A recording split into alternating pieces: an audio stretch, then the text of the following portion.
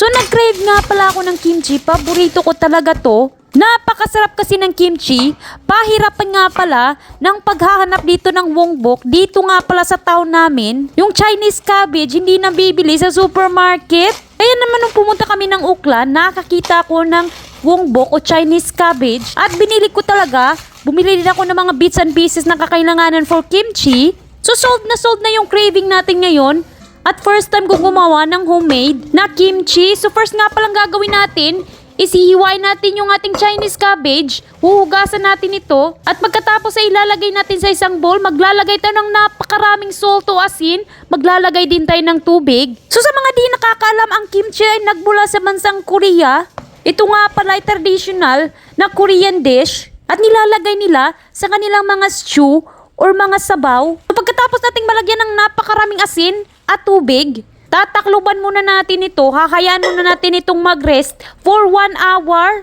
While naghihintay tayo, maghihiwa naman tayo ng mga bits and pieces. So we need nga pala ng spring onion. Hihiwain lang natin ito, same size sa carrots. So kapag kumakain ka sa isang Korean restaurant or mga Korean barbecue, bibigyan ka talaga ng kimchi, free na yan, at unlimited ba? So julienne size nga pala yung paghiwa natin ng carrots. So medyo maraming chichiburichi at aabutin ka talaga ng Pasko kapag marami yung gagawin mo na kimchi. Katulad lang naman ng paghiwa ng pansit sa carrots. Kakailanganin ko rin dito ng sibuyas. Optional nga pala ito. So lalagyan ko ng sibuyas kasi feel na feel ko talaga yung at paborito ko talaga yung sibuyas. Maglalagay din ako ng garlic cloves at saka apple. I-blend lang natin ito gamit ang ating blender.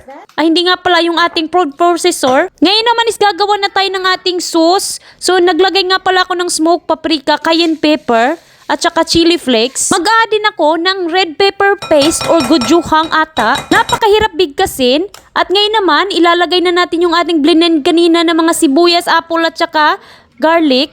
Mag-add din tayo ng ginger paste, fish sauce o patis, sugar. So konti lang palang nilagay ko. Ayoko kasing masyadong matamis yung kimchi.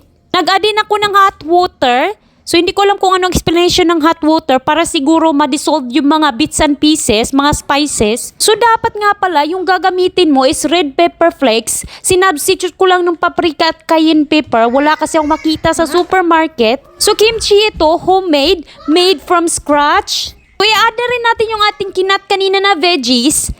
Mix lang natin ito together at pagkatapos set aside. Ngayon nga pala is ready na yung ating wongbok o yung ating Chinese cabbage. So i-rinse natin ito 4 times. Kailangan nating madrain lahat ng mga excess water to. So isi-squeeze mo rin yung cabbage para naman wala talagang tubig na matira. At pagkatapos i-mix na natin together yung ating sauce at saka yung ating cabbage.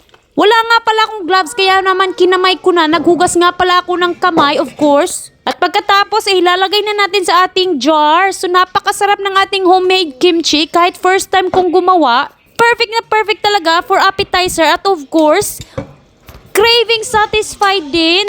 So ayan, medyo konti lang yung nagawa na kimchi natin ngayon. Okay, mommy made some kimchi today and we're gonna try it.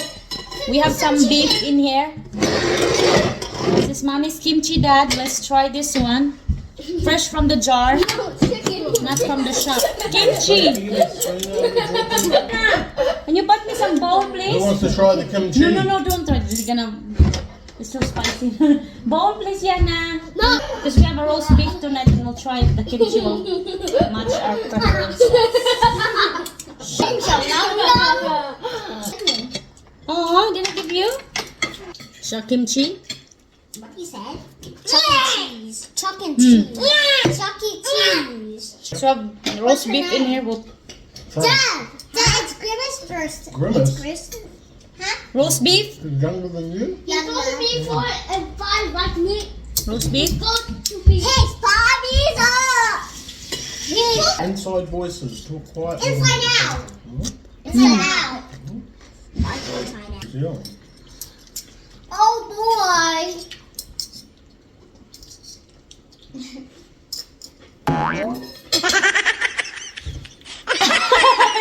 Yum! Very spicy, love. You can't try it.